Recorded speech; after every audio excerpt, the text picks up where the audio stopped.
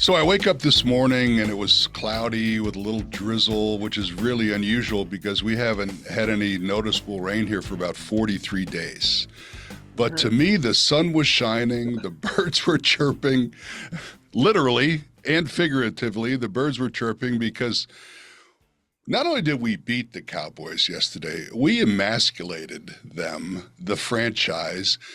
The owner, who I take great delight in looking at his stern face up in the owner's box, he actually left and went to the powder room at one point because he couldn't take anymore. It was a beautiful day, regardless of the weather. It was a beautiful day. Hi, everybody. Welcome to another edition of the Bird Brains.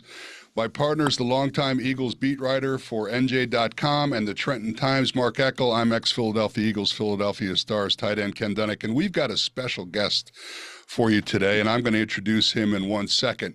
A couple housekeeping items, Mark, before we get started. First of all, I want to wish all of our veterans a happy Veterans Day. We would not have a country if it wasn't for you, and all of us here on this podcast appreciate your service.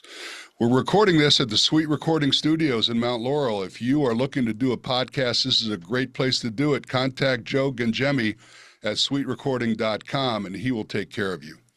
This podcast is sponsored by Gateway Mortgage. Call our friend Chris Wilhelm at 856-810-1222. He's got several mortgage plans that can fit anybody and your situation, so give Chris a call. And then finally, we're going to do an Eagles cruise, guys. If you want to join us on April 12th to the 19th, we've got Vince Papale, Sean Landetta, Byron Evans, myself, Gary Cobb, a bunch of ex-Eagles are going to cruise out of Tampa to a lot of exotic ports of call. If you want to go on this cruise, use the promo code Dunek, D-U-N-E-K, for a $300 discount on your cabin. And then finally, we have a gala report. Mark, as you know, we did our big JerseyMan, PhillyMan magazine charity event, and it was a huge success. We raised over $20,000 for 6 deserving charities, and over 400 people packed the ballroom at the Bend last Thursday, and I want to thank everybody that supported us with that endeavor. Now, to our special guest. I've known this guy for a couple of years. One of the nicest guys you're ever going to meet, very accommodating. He's got a list of accomplishments. I'm going to read them, and I'm going to let him tell you what he's the most proud of. First of all, he's a Temple Hall of Famer, which is really pretty cool. I don't know too many Hall of Famers. Vermeil Carmichael, but he's a Hall of Famer. Merrill Reese is a Hall of Famer now. Yes, that's right. He's also the lead anchor on the 6 p.m. ESPN Sports Center. And that's like my daily transitional thing is, remember radio, Mark, they used to do the crossover? Sure. Well, you listen to a show and then you cross over. Right. Well, I always watch PTI and then cross over to sport. It's like the greatest hour and a half because it's like 2 of my favorite programs back to back. Anyway, he's a lead anchor on there. And I'll tell you a funny story before we introduce our guest. My wife, Tammy, she's learned more about sports in the 5.5 years we've been together than she ever knew prior to those years. Mm-hmm. I mean, look who she's married to. I mean, exactly. Come on, she had no choice. You're a savant. But anyway, she's learned a lot. So now she'll watch Sports Center, and then every time our guest is on, she'll look at him and say, "Hey, that's the guy that you wrote about, right?" I said, "Yeah, that's him." Oh, that's all. I forgot you had written this story, but it slipped my mind there, right?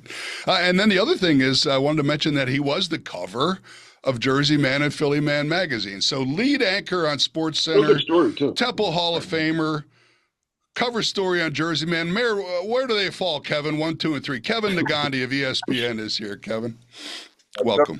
You guys, I appreciate that lead up and building, and Mark did a phenomenal job, and thank you, Ken, for putting me on the cover way back when. So, I'm very lucky to do what I love every single weeknight, and then on Saturdays on ABC to talk about college football with Booger McFarland. So I'm just really lucky that I continue to live my dream, and it's a fun week when you beat the Cowboys. Come back in the studio, you can feel good about your squad. Absolutely. So, full disclosure, Kevin, I've been happily married for 42 years. Wonderful girl, best girl I could have. I'll kick my coverage with my wife, Terry. But I do have I'm a little smitten with Elle Duncan. So if you tell her that if she wants to start Atlanta Man, I will promise her the cover of Atlanta because I know she's a Georgia girl. So make sure you give that message, Elle. But anyway, let's talk about let's talk. Well, hey, it was full disclosure. I mean, come on, we're good. I want to it was a weird feeling for me, guys, and I want you to go into detail. Mark, we'll start with you. It's the first time I can ever remember in my adult life. And when I joined the Eagles in 1980, I've been a huge Eagles fan for 44 years now, if you can believe it. But I actually felt a twinge of sympathy for the Cowboys franchise. I mean, it was a weird, and I shrugged it off right away, but it was such a weird feeling. Mark, give us your report on the game and what you thought about the Eagles' performance. And by the way, the Eagles got off to a slow start. That game was 7-3 underneath 2 minutes in the first half, so it wasn't like we were lighting it up at the beginning. The first half was really sloppy football by both sides. It looked like a bad high school game. I mean, turnovers deep in their territory. Looked like neither team wanted to win. And then they scored at the end of the half to make it 14-3. And then from then on, it was complete domination. I guess whatever was said at halftime, or maybe, I mean, you played, so you would know better than I. I always think this is the case, but again, I just know it from sitting in a press box. When you do score before the half like that, it does carry over, right? I've always thought it does because for a couple of reasons. For both sides. I mean, Dallas goes in with their heads down too. Right. You have a good feeling going into the locker room. You did something positive. When you're on the other side and something bad happens right before the half, it's like, we got to get ourselves together. Sometimes that could be a motivating factor too.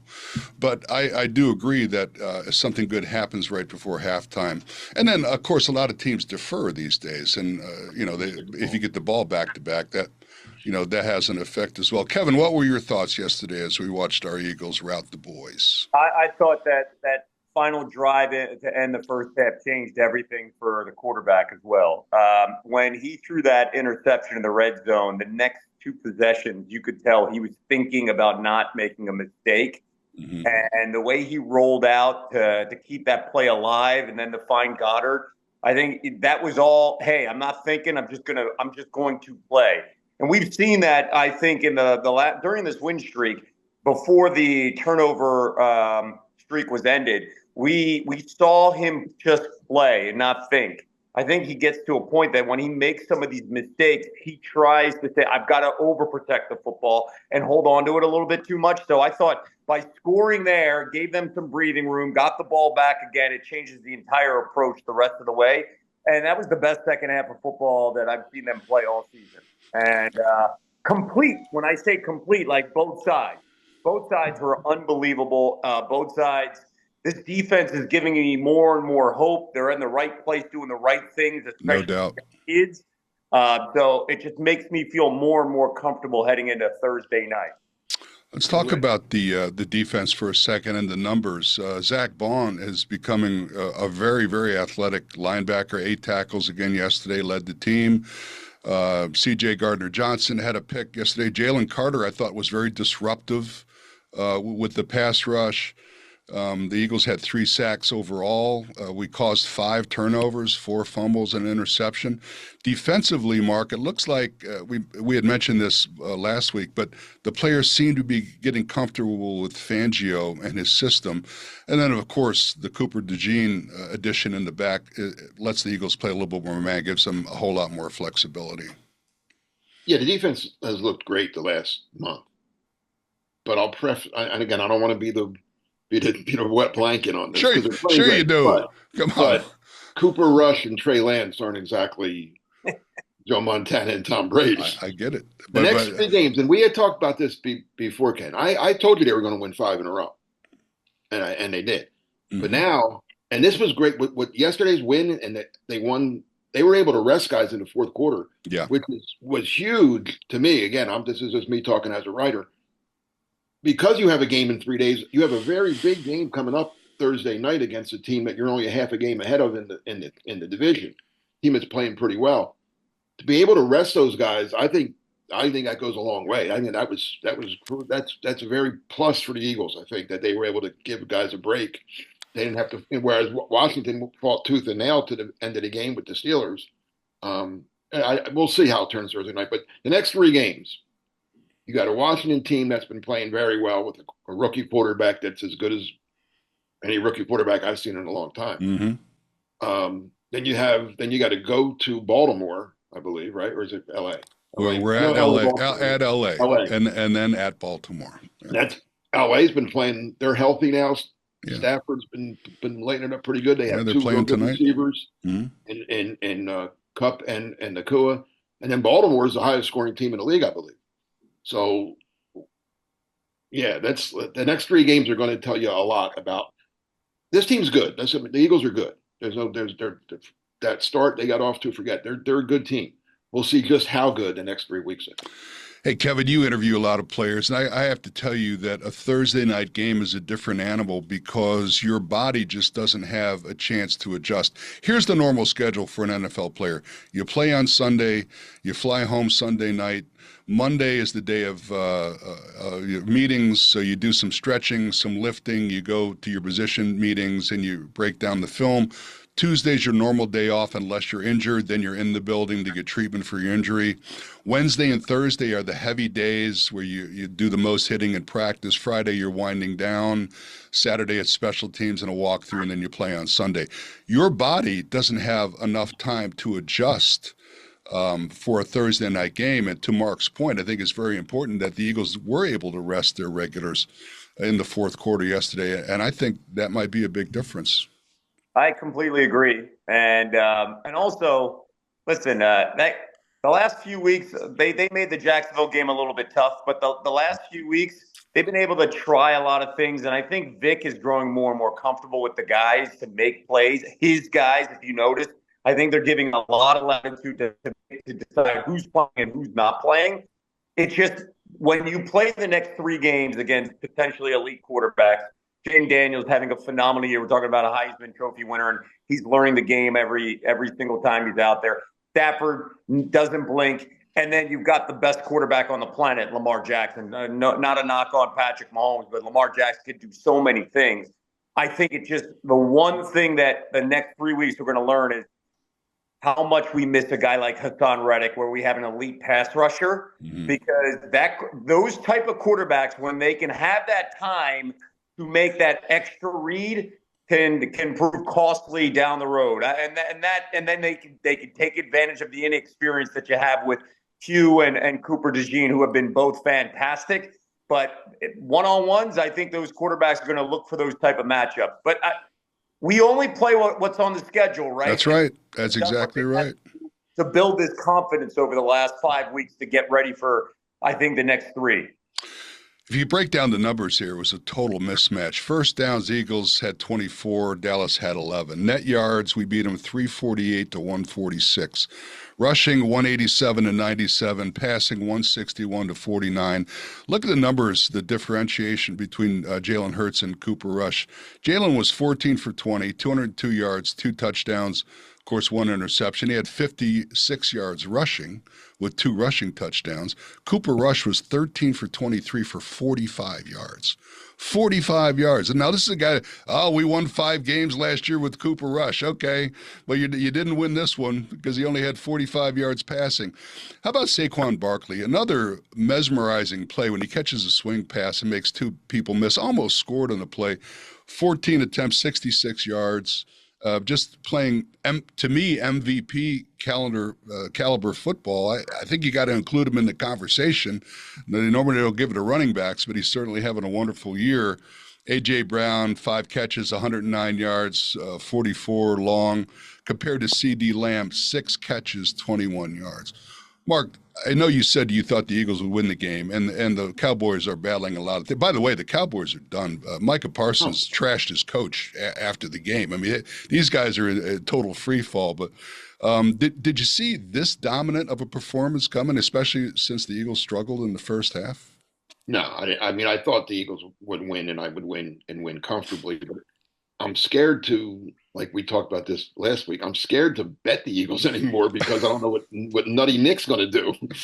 Well, Nick didn't have to. He didn't have to make any decisions yesterday. They were head a great game yesterday. Which was very comforting. comforting. Roll the balls out for and me. let him play. Yeah. I'm afraid of him leaving leaving points on the table. But no, it was a dominant. And again, I think, as we all agreed, that touchdown right before halftime, Dallas is a dying team, as you said. They're off at home. How about this?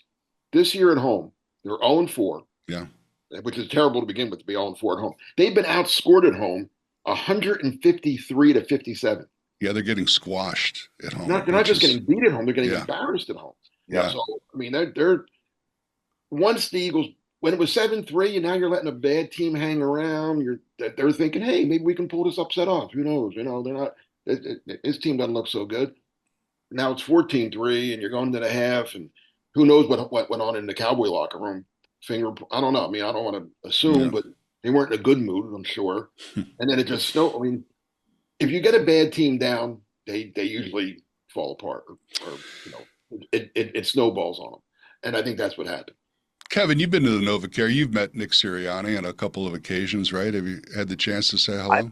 To be honest with you, I have never met Nick Sirianni. Is that right? Well, that's interesting because he's a very nice man, and not about the human. Yeah.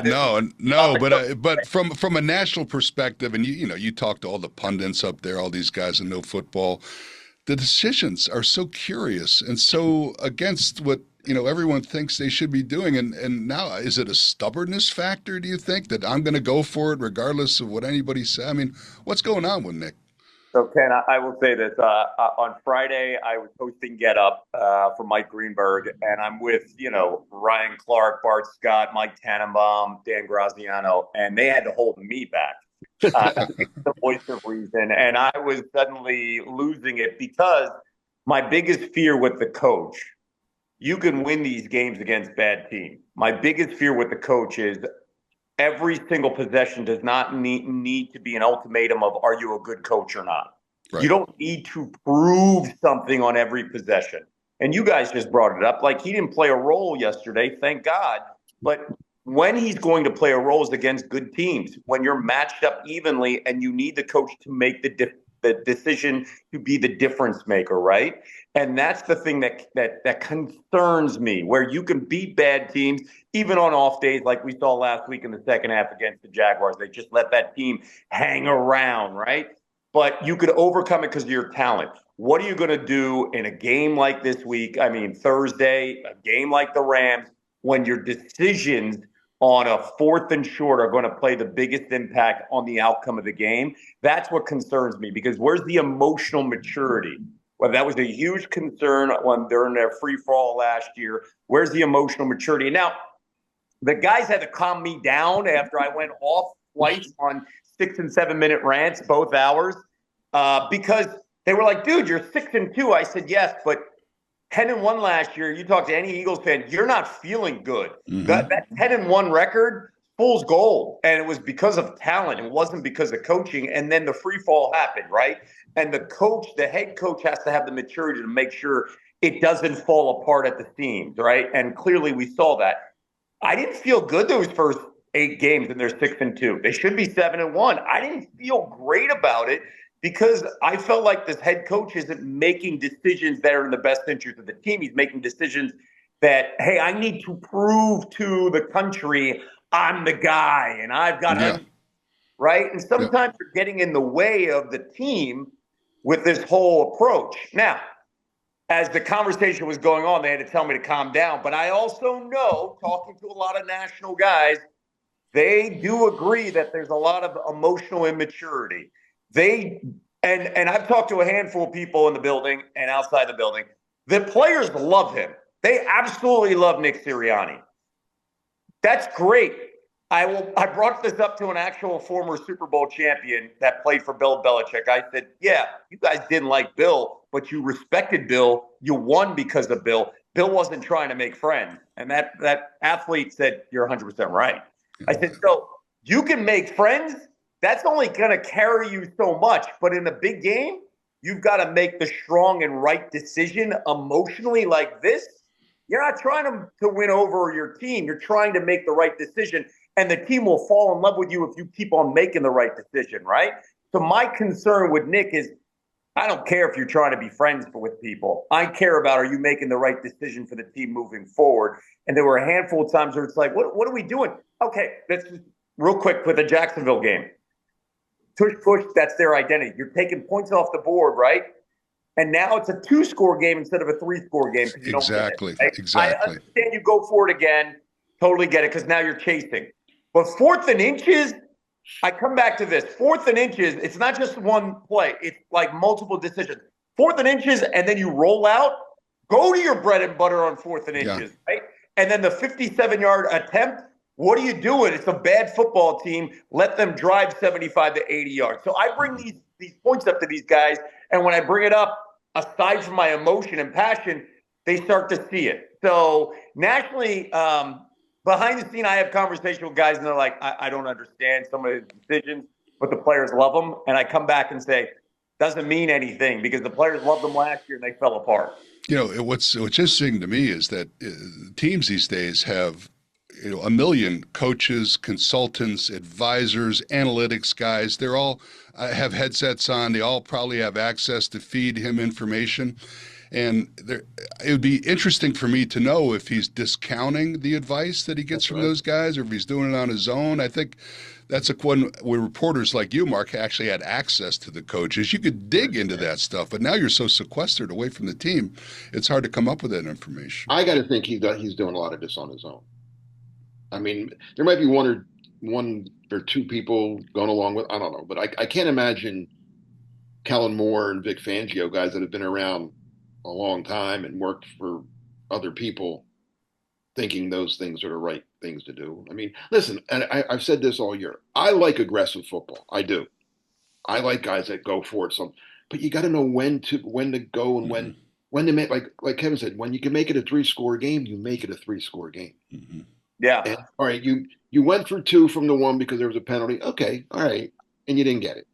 But then don't chase. Don't keep chasing points. Especially, Mark, especially against an inferior team. It's not like you're playing the Kansas City where points are going to be at a premium. Yes. Okay. Yeah. They're lucky they won that Jacksonville game. They're lucky. Jacoby Dean had to make the catch of his life.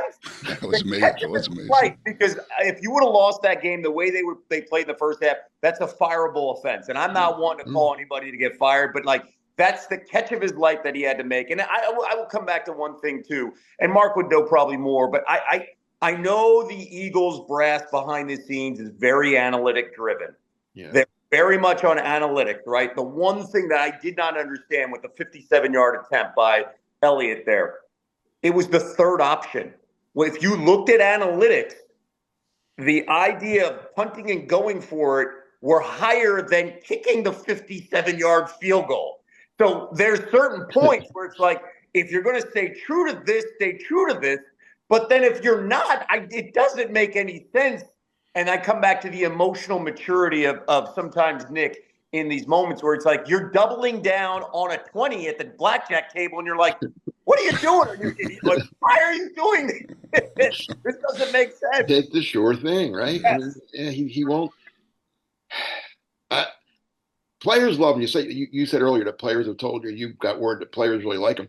I think players, for the most part, want to go for it too. They want to score points. They would rather, offensive players anyway, would rather, let's go for it on 4th and whatever instead of punting or kicking a field goal. Defensive players, I'm not so sure they like that. But Mark, to your point, the players want to have confidence in their leader that they're making the right decisions for them to win the football game. I'm not so sure they have that kind of confidence when this happens over and over and over again. So when it doesn't work. And we play in an era where I guess players liking the coach is important. Back in my day, you were lucky to have a job, and the coach, if he told you something, you did it without question. I understand everything. I don't know how important it is, though. I mean, as you said, or as Kevin said, Bill, Belichick wasn't that long ago. No. Oh. I mean. But he's the last of, I think, a dying breed. Like Parcells, Belichick, those guys are gone. We saw that with Dougie P too. If you don't have a relationship with a quarterback, you're spending $30 to $50 million. It's going to bite you, right? And it felt like Nick didn't have a really good relationship. I don't think the quarterback was happy with him all of last year. So his job was to kind of mend the relationship because you're paying a quarterback $50 million, right? And Jalen doesn't give anybody anything to the media, but deep down, he came from the Nick Saban tree, Lincoln Riley, right? He played a little bit from Doug Peterson. Jalen, and he's a son of a coach. Jalen can spell some stuff out, right? I used one example on Get Up that I told the guys this specifically as my example. I said, coaching matters because if you look at the NFC Championship game, the Lions had the 49ers beat. And Dan Campbell, and the team loves him, and I actually think highly of Dan Campbell. Mm-hmm. Dan Campbell went against the grain, and he made some coaching decisions that I felt like cost the Lions from winning that game. And some of that is his identity and what he believes in. But at a certain point, what got you there, you stick with. But at a certain point, emotionally, you've got to lead the team with the right decision making. And in games like that, it changes the entire outcome because both teams are going to be evenly matched. And that's what concerns me in the postseason on the coach and where he is mentally. You cannot try to prove to everybody you're the smartest person in the room. You've got to basically make the smartest decision, not the onion decision. I agree. I agree.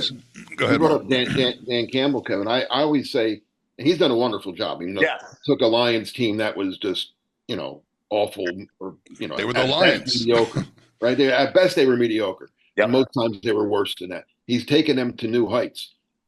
But the stuff he does, and he's not doing it as much this year, finally. But when you're the bad team, when you're the 3-10 team playing the 10-3 team, you try anything because you're not as good. So you fake punts, you fake field goals, you go for it on 4th and 5. Why not? What do you got to lose? And sometimes it works and you look like a genius. And everybody says, wow, what a thing. You're great. But now you're good.